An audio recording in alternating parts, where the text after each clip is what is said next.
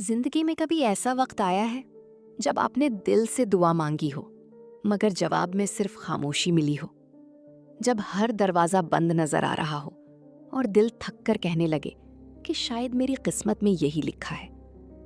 سنو، آج یہ پیغام صرف تمہارے لیے ہے۔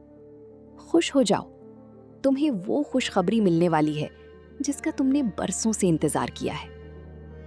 یاد رکھو، اللہ جب کسی معاملے میں دیر کرتا ہے تو اس کا مطلب یہ نہیں کہ وہ تمہیں بھول گیا ہے، بلکہ اس کا مطلب یہ ہے کہ وہ بہتر تیاری کر رہا ہے۔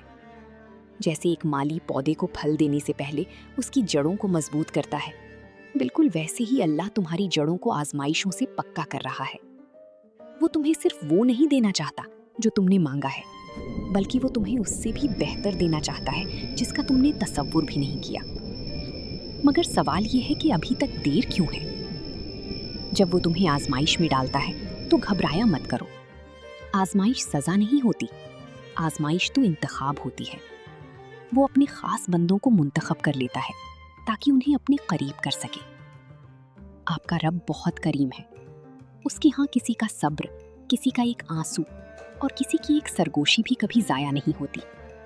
وہ ہر چیز کا حساب رکھتا ہے، اور جب وہ نوازنے پر آتا ہے تو پرانی ساری تھکان اور ساری دکھ بھلا دیتا ہے۔